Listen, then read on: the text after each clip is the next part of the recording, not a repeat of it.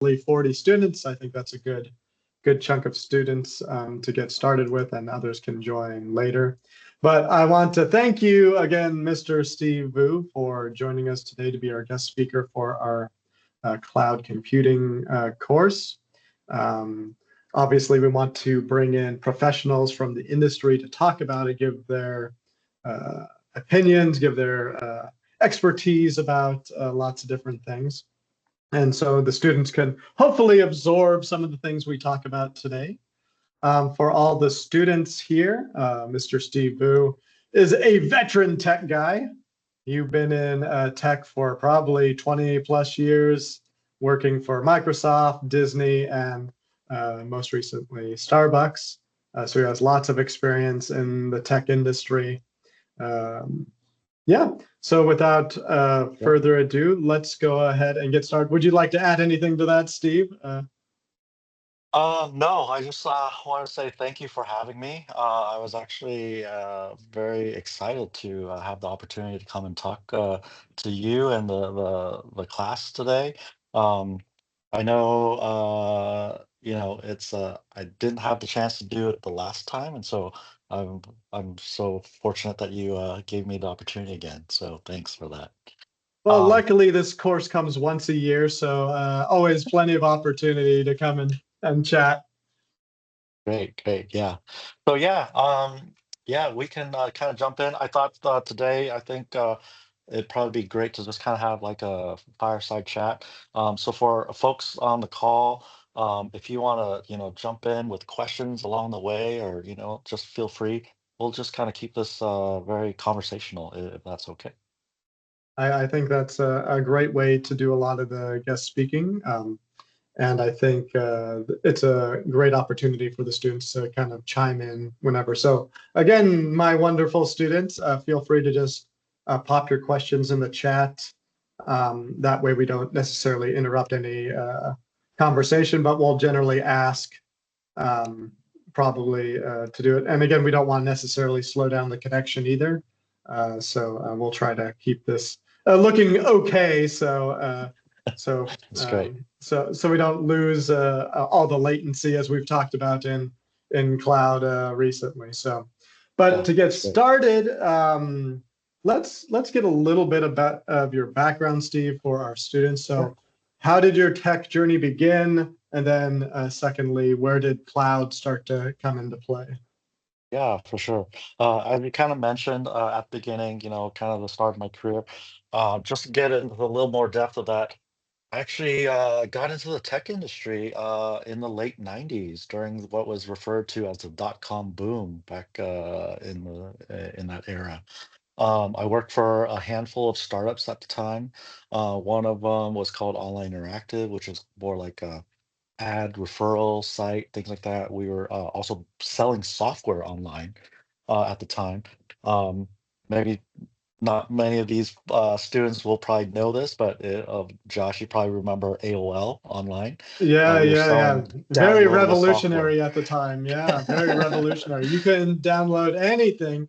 And then when people were able to start downloading applications and software, Right. it was super novel at the time, let alone trying to buy anything That's and right. anything like that. That's right. So that was one of the startups that I worked at in the late 90s. AOL Online and then MSN Online were channels in which we could sell downloadable software directly. At the time, today we can download software and click and boom, there you go. There, it's there. But at the time, it was very revolutionary. So Yeah. that was one of the startups. I also worked for another startup called Mountain Zone. If you can imagine, had to do about all things mountaineering, mountain sports, climbing, skiing, snowboarding, things like that. It was an adventure sports website, essentially content, and then there's some e-commerce components to it, things like that. Um, One of the things we were most notable for I think it was 1999, it was our expedition team that actually went to Everest and discovered the body of George Mallory, one of the first to climb Everest. And he perished on the mountain, and his body was undiscovered for decades. And it was our team that actually discovered his body up there. So we made the news for that. Um, those are some interesting times.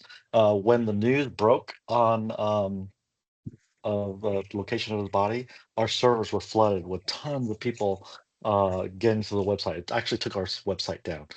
So that kind of leads to, back then in the late 90s, cloud didn't exist as it was today. It was essentially what you would do is actually uh, rent space, right? Server space at a data center. And you essentially had access to network connections, power, cooling, and then you have to purchase your own hardware servers and then rack them into the server racks, power them up, wire them up, all that stuff, and then deploy your website or applications to it, and then essentially host it at a data center facility. And um, yeah, when the news broke of the discovery of the body of George Mallory on Mountain Zone, our servers were just flooded. News outlets were just it took our website down. Within 24 hours, it was the longest 24 hours ever, but we scaled from at the time 4 servers all the way up to about 10 servers to be able to handle the traffic. So, so yeah, so it was a long night. Yeah, after my time at Mount Zone, the dot-com bust happened where, yeah, 10 servers for a system. Um, uh, all the internet startups kind of went out of business. Unfortunately, Mountain Zone got acquired by a company which then eventually went out of business. Um, I then pivoted and went to work for a big company. Some of you might be familiar with this company. It was Microsoft. So in 2001, I joined Microsoft as what my title at the time was operations engineer. And so, yeah, my transition to Microsoft, I was there for about 7 years. I supported, um, uh, I was part of the product group. It was called the Education Product Group.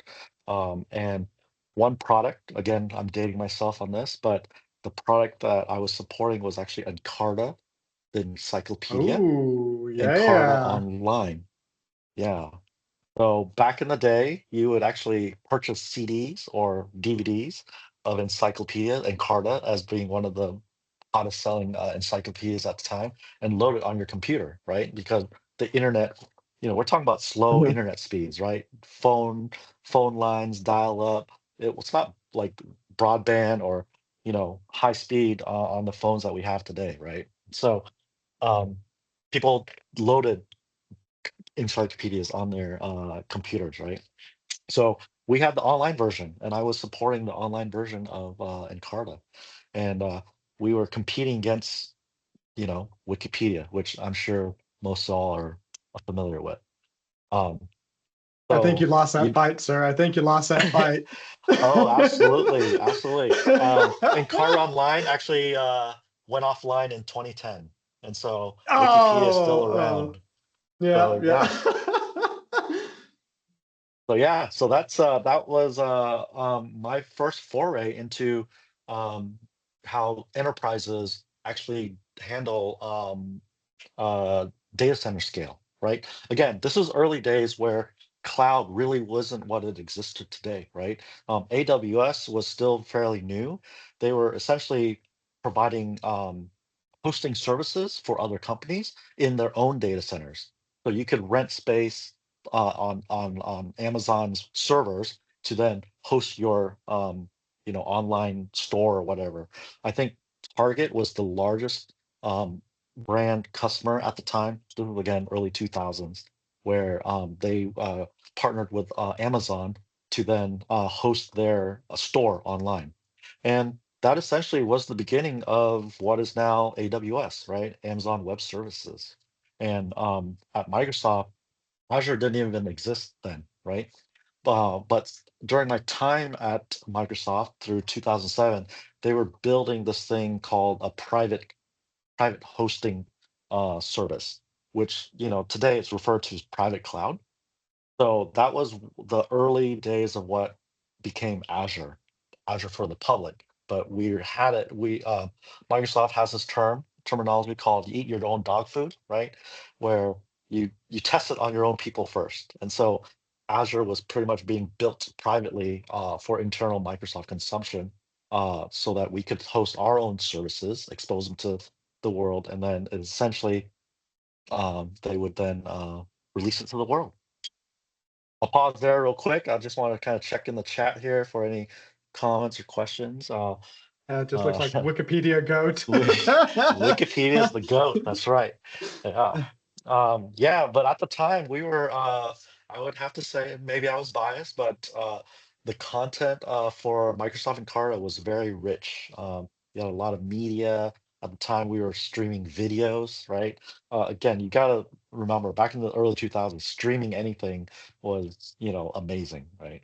Uh, It was amazing. And we were still, I mean, lots of people were even still moving away from the physical encyclopedia books. Like I that's remember right. growing up having the whatever 30 book set of Yeah. encyclopedias that would, give The you a lot of stuff. So library. the Yeah. your own library where you had the encyclopedia set. And so Encarta and others that were like that were just amazing in terms of education. But yeah, so Yes. let's So let's there's a go. Let's jump a question. little bit ahead to what was you're talking a little bit about cloud before cloud, but then Mhm. you transitioned from Microsoft to Disney. And is this where you started to use more cloud and get really more in depth in what's traditionally known as cloud today? Yes, absolutely. So yeah, after I spent almost 7 years or so at Microsoft, I went to the Walt Disney Company. Some of you may be familiar with that brand as well. If you're into Marvel, Star Wars, or Mickey Mouse, even, right? That's the happiest place on earth, right? I was at Disney for almost I was at Disney for almost 10 years. Again, supporting all of the internal systems that powered services for our guests, right? All our customers are referred to as guests, right? You come to our hotels, come to a theme park, you're guests, right? Um, this is really where, at the time, AWS started to mature and mature very quickly. Um, in the early days, right, as I was mentioning, you would go to the data center, rack and stack your own server. What AWS started introducing is the concept of virtualization, right? Virtual machines, right? And this is like, oh wow, now I don't have to drive to a data center. I don't have to rack and stack a server. I can just click a button and I magically get a virtual machine in which now I can load my applications, right? Load my website. So that was a total game changer, right? It just allowed us to speed up, you know, deployment of again, virtual hardware, and then essentially get access to resources, right? So this is where, at the time, again, Disney still had their own data centers, and eventually today, right? They refer to data centers, companies who have their own data centers as private cloud, because everything is very cloud-like today, right? But if it's your own data center, we'll just refer to that as private cloud. And so we were really mixing in, between private and public cloud. So um, a more common terminology today is referred to hybrid cloud, where you leverage, resources both in your private cloud and your public cloud, right? And so um, this is where I again got the opportunity to work on high scale systems, right? High availability systems, multi data center deployments, hybrid cloud scenarios, right? Again, we had to support services that were powering brands like ABC, ESPN, Parks and Resorts, right? A lot of our services were behind the scenes, but it was powering all those experiences, and serving up millions of transactions a day, billions of ads served to a day. So you can imagine the type of scale that we had to deal with.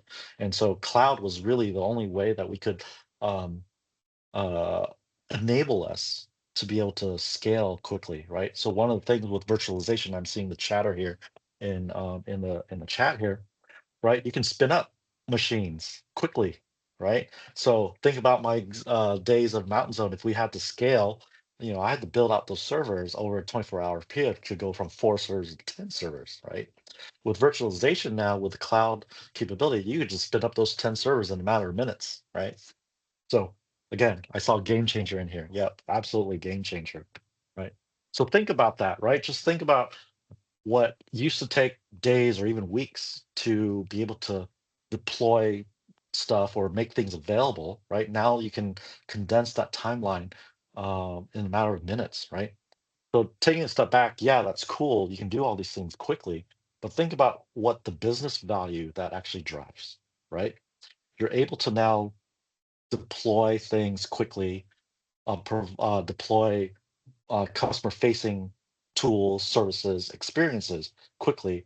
And ultimately, right, at the end of the day, that means you're providing business value. Wherever that value may be, that might be revenue generating or creating a customer, right? Or whatnot, right? So so that just really helped us in terms of meeting the business requirements, right? That were given to the tech teams, right? Yeah. Pause there. Any thoughts? Any questions? Here. Any happy thoughts, people, about any of the virtualization? I know now we're all familiar with it. Yeah. We kind of We're take it for starting to granted, don't we? we take it for granted now, but I mean, I Yeah, yes, remember when yes. I had to You like know, actually take an actual, hard drive and actually like reformat it and do everything to the physical hard drive. And now Oh it's yeah. just you just take it down, delete it, re-up it, and like it's nothing. So yes, Yeah, yes. exactly. Not to mention Oh, the you're rise of muted. Docker and Kubernetes, those containers. Oh, I love it. I'll get to this real quick, but I love it. The mention of containers, Docker, Kubernetes, things like that. That's that. Yes, this we're now in a what I think is a very exciting time, right? Where you can, host your own containers on your own laptops, right? And deploy things quickly on your own personal lab, right? But yeah, um, that as I mentioned about scaling, right? Cloud really helped us enable ourselves to scale quickly.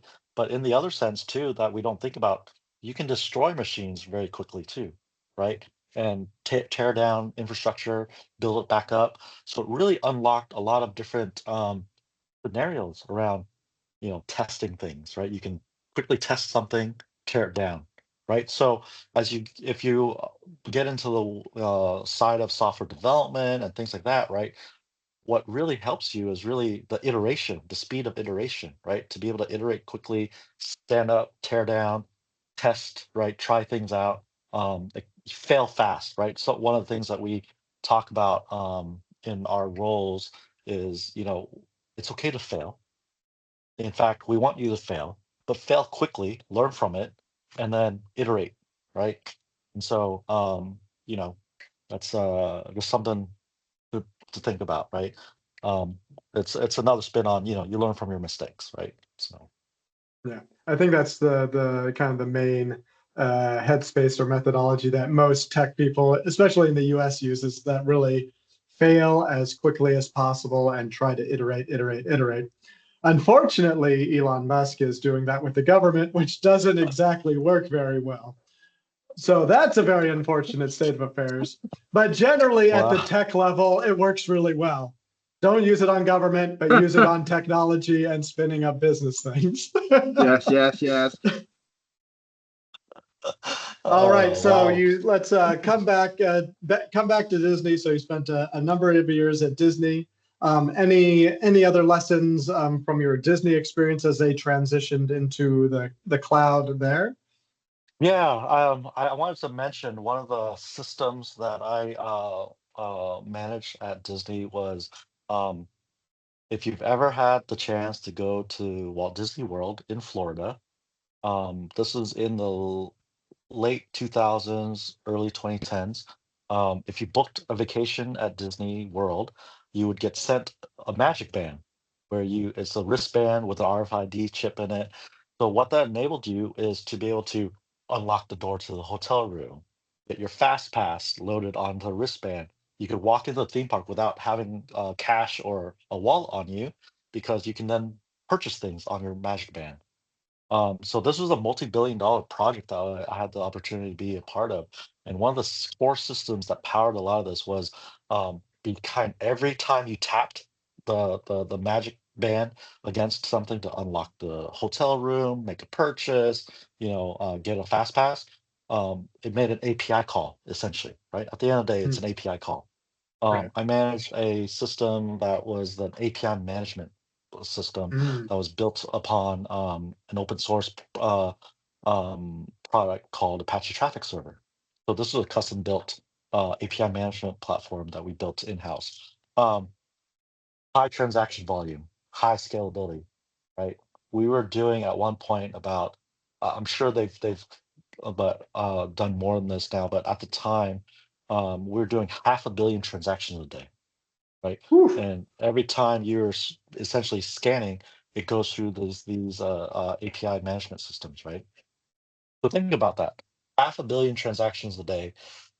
If it were to go down, right, you are no longer getting people access to their hotel rooms, no longer access to their fast passes, not able to make, buy that hamburger that you wanted to eat at lunch, things like that, right?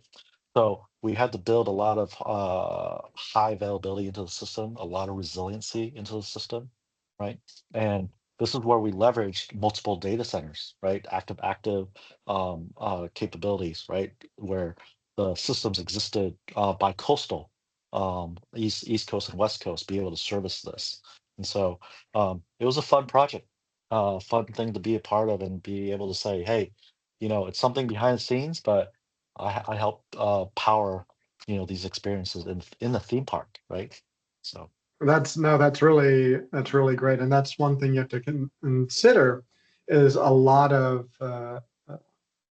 products you're seeing are multifaceted, right? So you're not just working in the background, just standing up cloud. You can see that this is has a little bit of IoT yes, aspect, right? So yeah, you're seeing a lot of right, like analog getting mixed with digital, and I think you're going to yeah, continue to see that. And again, there's many applications that you can see, but I think we're just again seeing. I didn't know that about Disney particularly, and so but it's really cool. But I think again, anything that's in manufacturing, I think you're going to yeah. see a lot of interconnection and integration Oh yeah, between any of these like big heavy machines and your cloud systems. And again, that's that's right. at the really big area. But as you said, even at the customer, very transactional level, you can do a lot of great business value. Yeah, for Oh, sure. looks like we have a, We have our oh, first good. question. Yeah, Awesome. go for it. So how Real big quick, is, go ahead. I say, real quick before I get to the questions, I was just Okay. gonna mention, um, uh, you're talking about the mixture of physical and the digital world, right? And so, something that stuck out with me at a few years ago is this term that maybe we'll start hearing more, but phygital, right? Where you get the mixture of the physical and digital Yeah, experiences, yeah, right? yeah, yeah. So, all right, question. How big is a team to transact to cloud? Because previously I have a question in my assignment about estimating cost of labor. Hmm. So if I understand the question correctly, it's how many people does it take to support systems in the cloud? Is that right? Or is it to manage a cloud, I guess, data center? I mean, or is it just estimating the cost of labor? I guess it So seems like that's a question. So maybe yeah, we'll just so start with that. So how do you yeah. you have a team, you have this new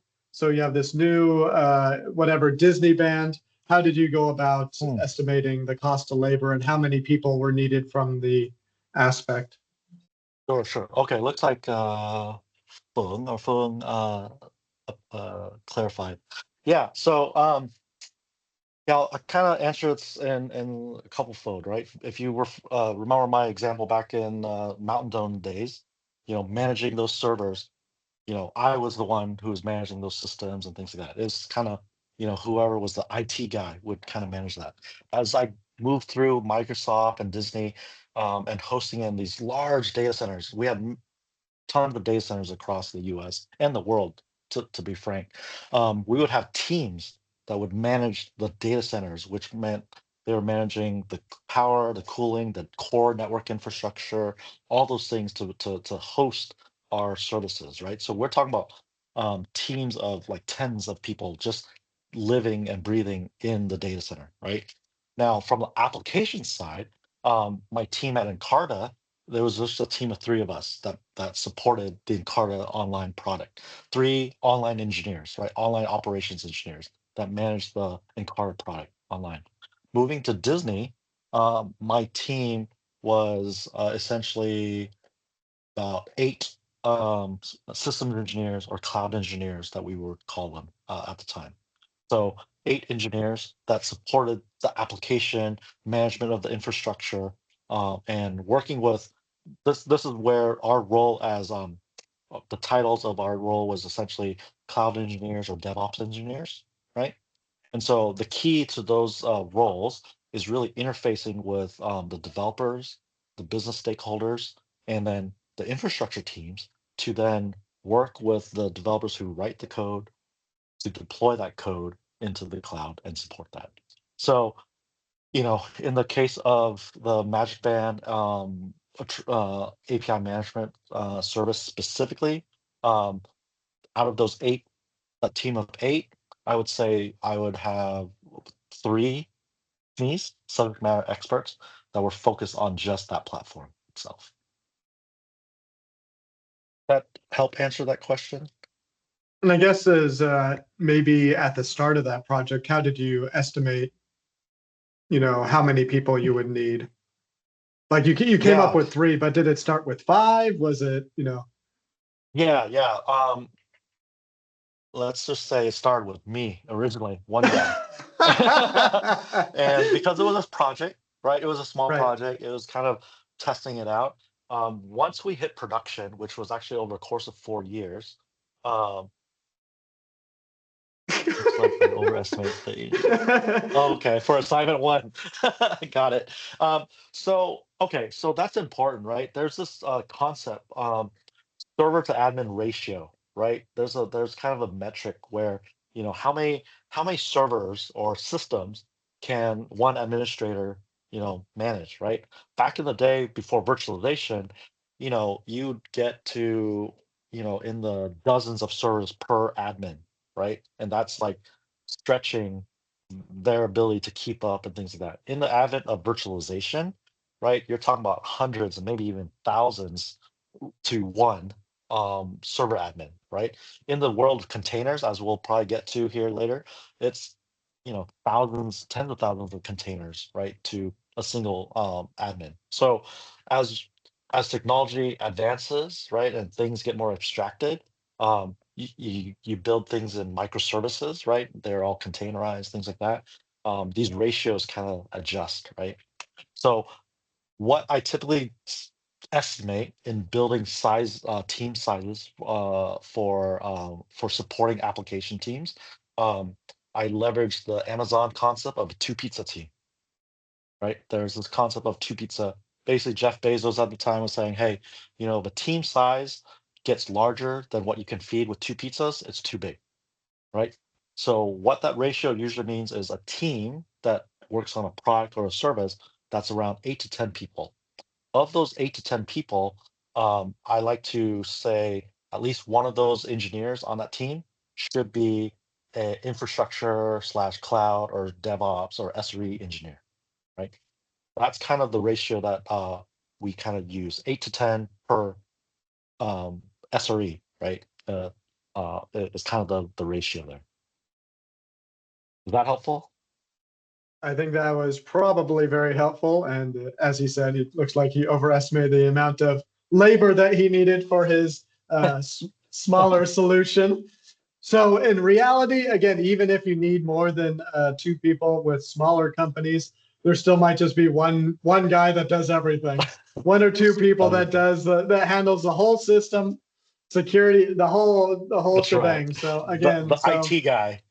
yeah, the one IT guy. So don't be surprised. Uh, I had 6 guys doing it. Then yeah. Wow. Okay. All right. I, So we'll get to that, right? The key is automation. The more that you can automate, the less people you need, right? yeah, yeah, So, yeah. All right, so let's go ahead and move forward. We're already 30 minutes in. oh wow.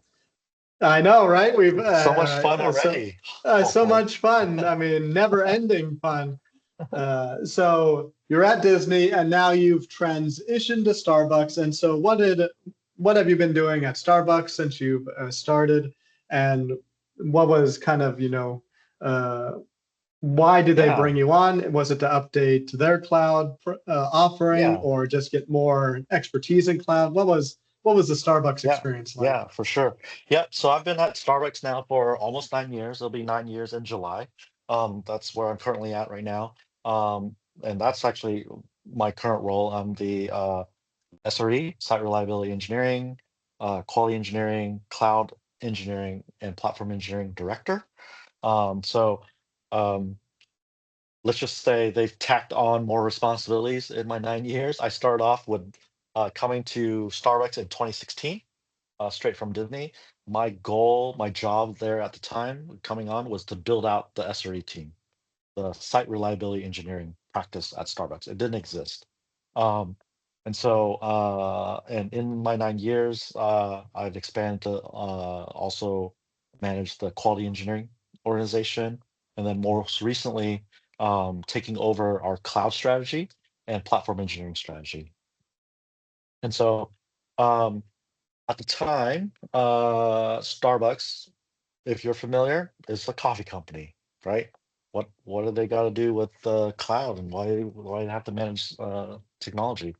Well, we actually use and leverage quite a bit of technology. In the US, we have a mobile order app where you can order your drink online at a specific store that you choose. And by the time you get to that store, the drink's ready for you. You go and grab it or go through the drive-through and it's ready for you, right? When I first started at Starbucks, only 6% of all transactions were happening through the mobile app. Fast forward, right, to 9 years, it's now in about 1 in 4 transactions now through the app. And mind you, we sell about 500 million cups of coffee every week, right? So in the work week, think about 100 million cups of coffee per day, and a quarter of those are ordered through the mobile app. So of course, all these capabilities behind the mobile app is lots of API calls, lots of services are actually hosted in our own private cloud and public cloud. Um, when we first joined, we had our CTO at the time, Jerry Martin Flickinger. She was a veteran coming from Adobe Systems. You might be familiar, Photoshop, PDF, Lightroom, things like that. He was the one who was responsible for providing Adobe online services, essentially subscription model where you can use those tools online. So she came to Starbucks to really transform our cloud strategy and really push the drive to move away from our private cloud into public cloud. Satya Nadella, CEO of Microsoft, was on the board of Starbucks at the time.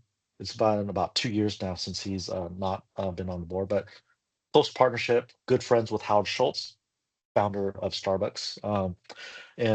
So, having said that, we had a very close partnership with Microsoft. Not to mention they're our neighbors here in Seattle, right? And so, um, we were all in. Jerry essentially mandated that any new software that was being developed had to be cloud first mindset, built for the cloud, right? And so that touches on culture as well, right? It's not just about using technology for the sake of technology, right? But a lot of people will say, "Well, I'll just do it how I've done it for the last 10 years," right?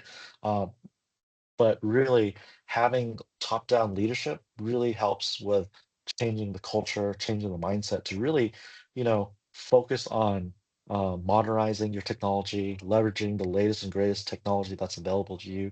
And at the end of the day, it all results into how do we get to market faster, right? It's all about that business value to the customer, speeding that up, shortening that timeline, right? So she brought a lot to the culture of our engineering talent at Starbucks to really push um, cloud first strategy. Well, that was great. All right, we're going to build stuff in the cloud. Okay, but we've been doing it this way for the last 5, 10 years, whatever that is.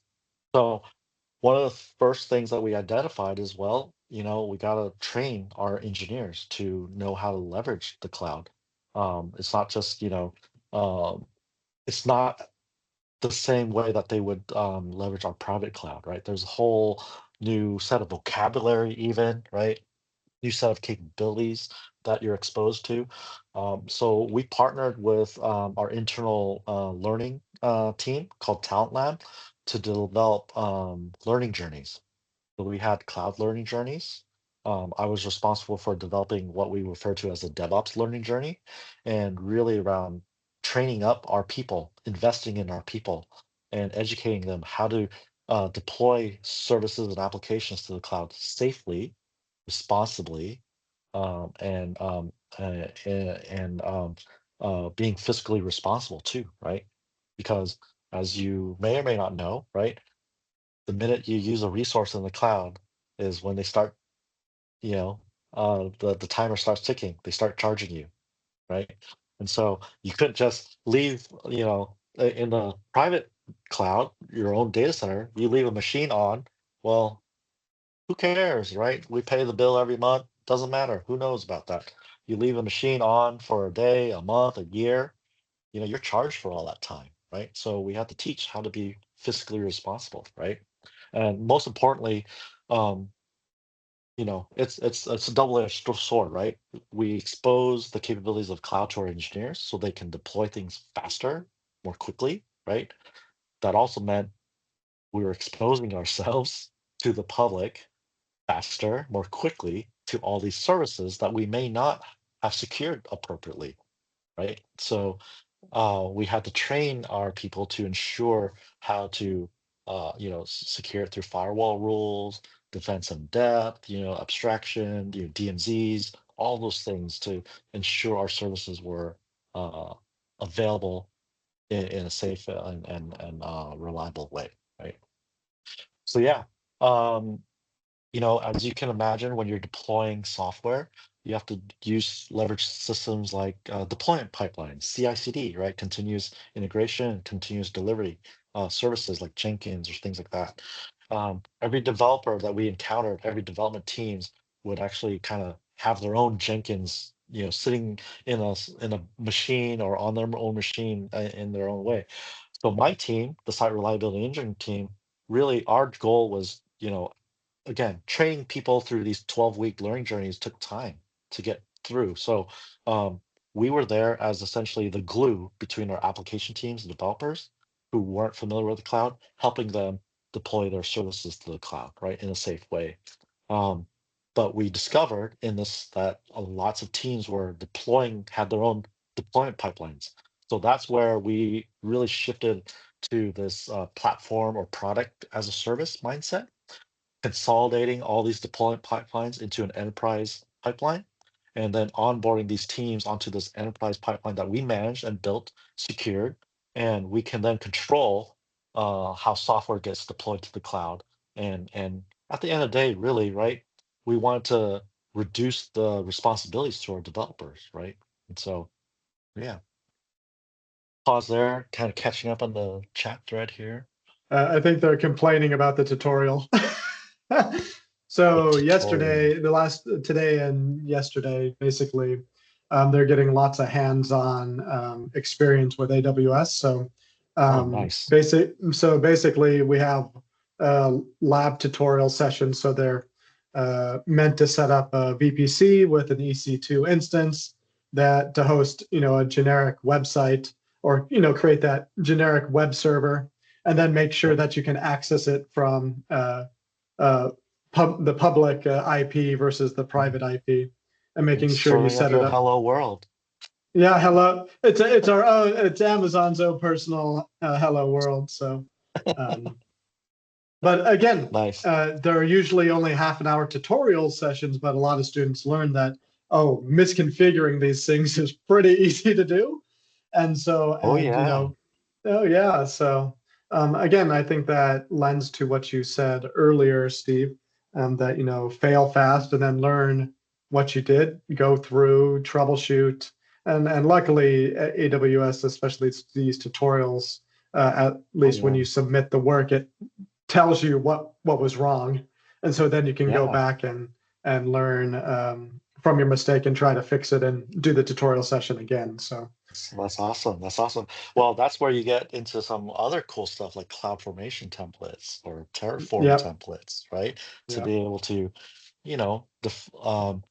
we call it infrastructure as code, right? Through things yep, like that, right? So you can check your code in that then orchestrates your infrastructure for you, right?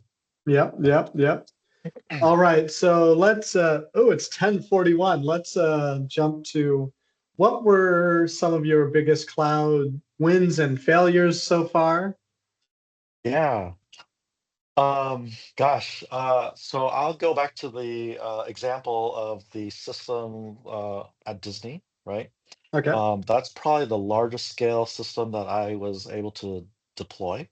Um, and and I was probably most proud of, right? Think about 500 million transactions a day, high scale systems, multi data center, multi cloud, servicing bunch of APIs that existed across, all over the place, right? For 4 years straight, um, under my watch, you could say zero downtime, 100% uptime, right? Oof. There was a little feather in my cap to be able to achieve that. I guess that availability, right? Again, in the world of systems and infrastructure management, uptime is key, right? You measure availability through observability, telemetry, all that fun stuff, right? And so one of the metrics we measure is availability, right? Um, again, that's only one of the systems that I manage. I manage like authorization services, I manage ad systems, I manage notification systems, all that stuff. But the API management service was probably my proudest just because of the volume, the scale, and zero downtime in 4 years. Now, having said that, That's incredible. I mean, because most of the time people are like, oh, if you get 99.99, that's great. The expectation is there's going to be like one major event a year that just you cannot handle. And yeah, usually that drops you down to that 0.99.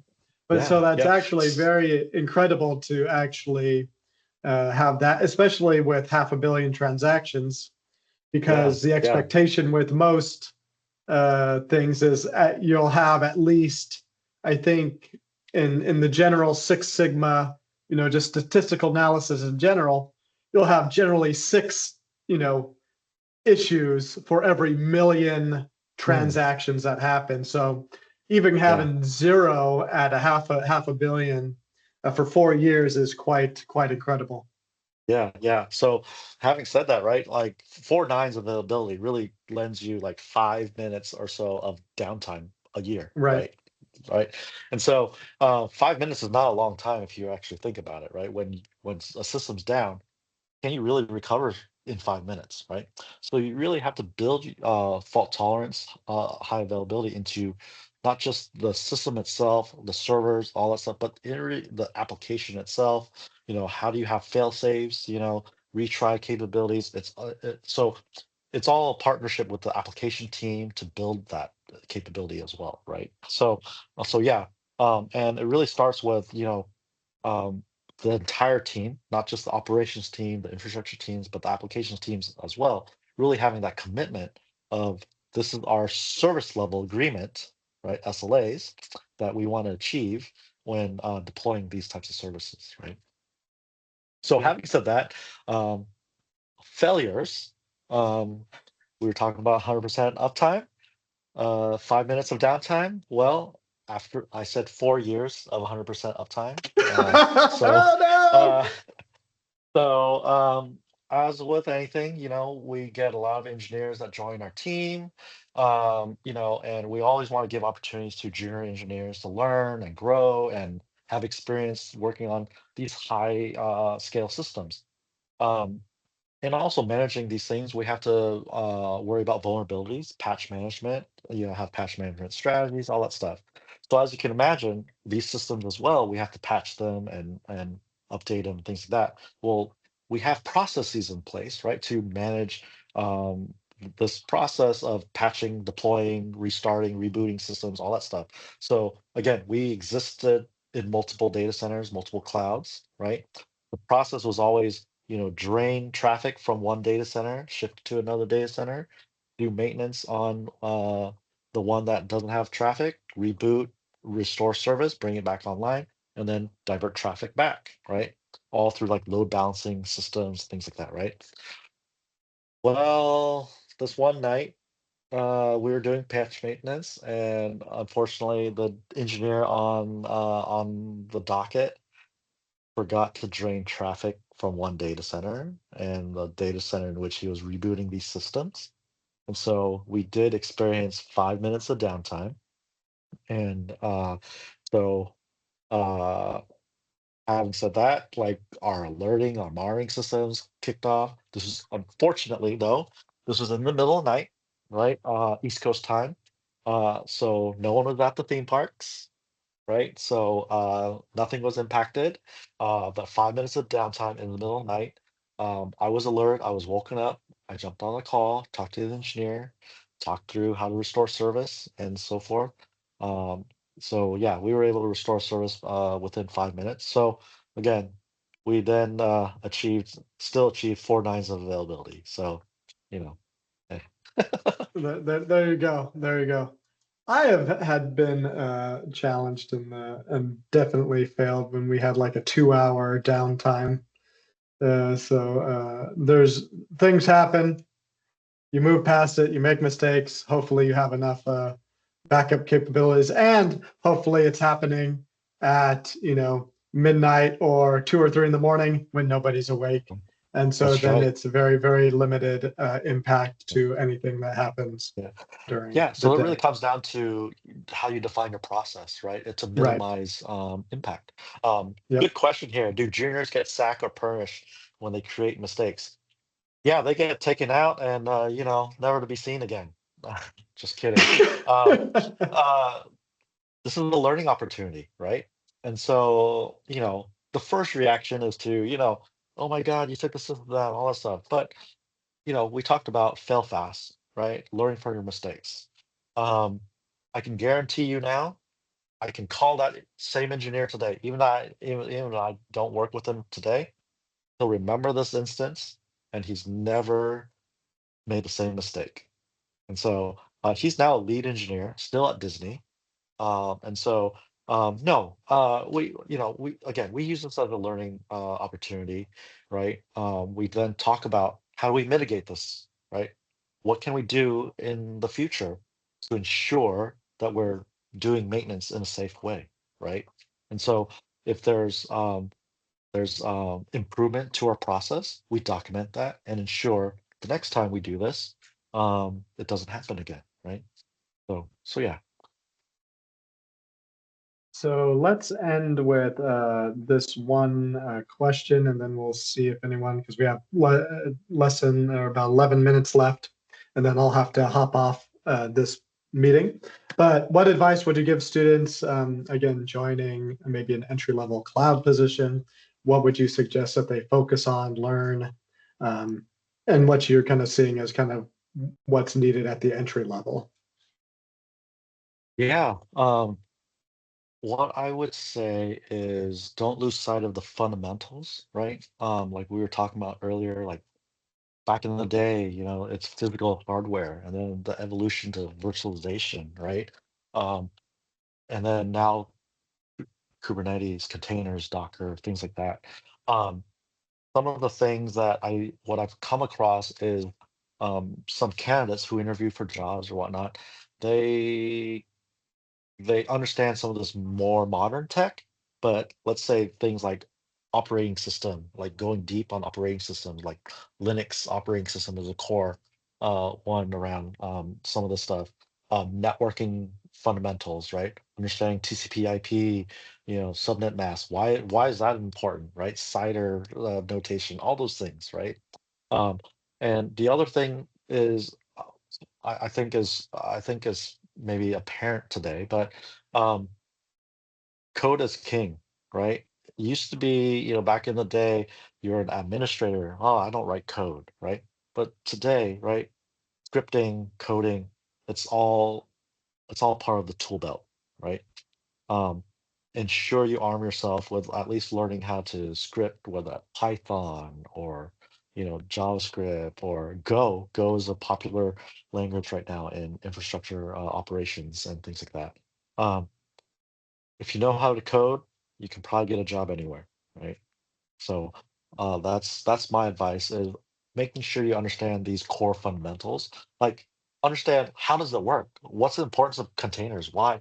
How does containers work versus what's the difference between virtual machines and containers? Why is Docker? What's the difference between Docker and Kubernetes, right? Things like that. Um, real quick, if we have some time, I wanted to touch on Kubernetes, a fun little story for some folks who might be familiar with Kubernetes. At Starbucks, we use a lot of Kubernetes, just like the cloud transformation we were talking about earlier about cloud first. I'm now responsible for the cloud strategy, and what we're evolved through the 9 years now is not only is cloud important, but you need to start containerizing your applications, right? Developing microservices, making it deployable in more easily deployable. So we leverage all the clouds now at Starbucks, AWS, Azure, GCP. But not only that, we also, if you can think about it, we have our edge systems. Every single store, Starbucks store, has an edge compute where we call it um, cloud in the box, essentially. And so we deploy Kubernetes out there. One little note, if for folks who have played with Kubernetes, K3s um, is a distribution of Kubernetes that's lightweight. Um, it was actually developed, if you look at the open source, it was developed by a company called Rancher. Rancher is actually owned by SUSE Linux today. Rancher was a Kubernetes management platform. Um, I knew the founders of Rancher, and in fact, when we were talking to the Rancher about how do we manage 10,000 stores, so if you think about 10,000 Kubernetes clusters, essentially, how do we manage that in an easy way? Um, they then took that problem and came away, and they actually developed K3s, which is Kates, right? Kates is the brief notation of Kubernetes.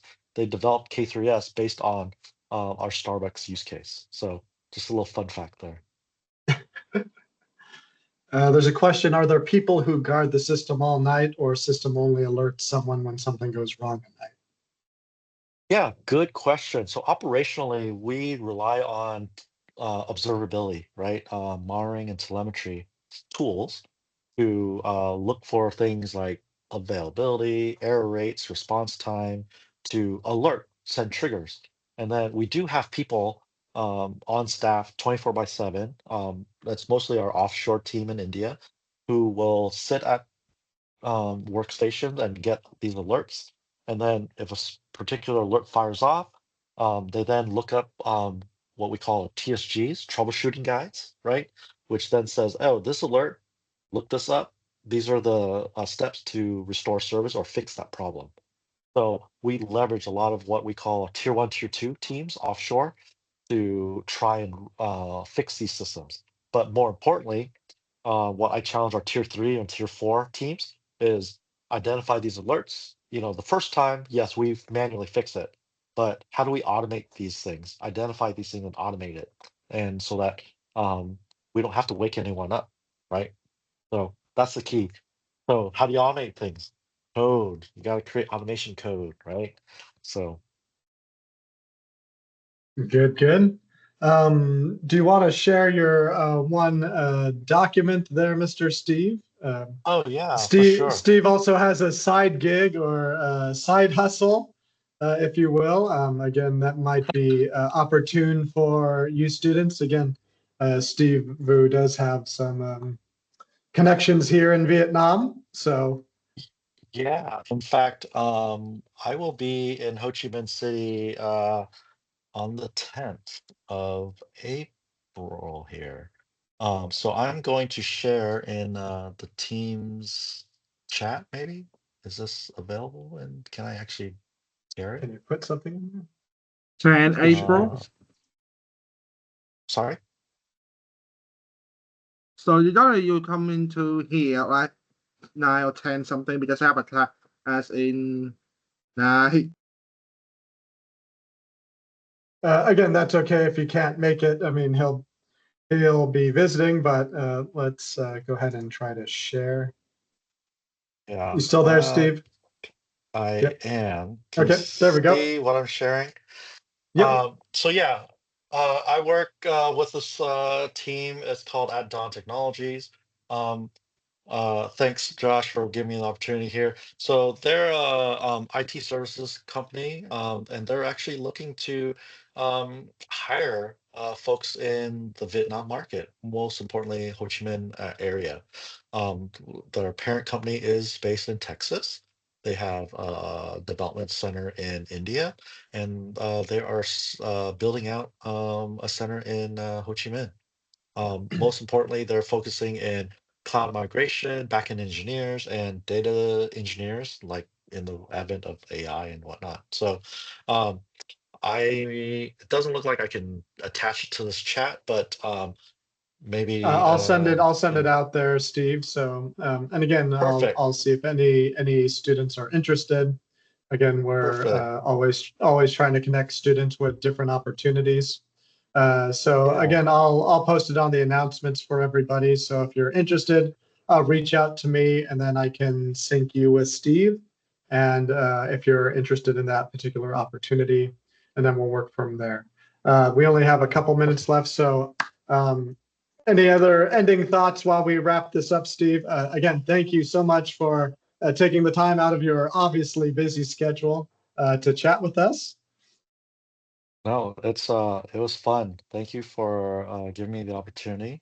Um, Great questions in the chat here, and sounds like a lot of folks who have learned from trying and failing, and so I would just encourage you to continue to learn. Oh, that's the other thing I would say, a piece of advice, stay curious, right? As long as you're curious and understand, you know, um, just having that drive to learn, I think that's key, right? So thanks again. Thanks for allowing me to share my story.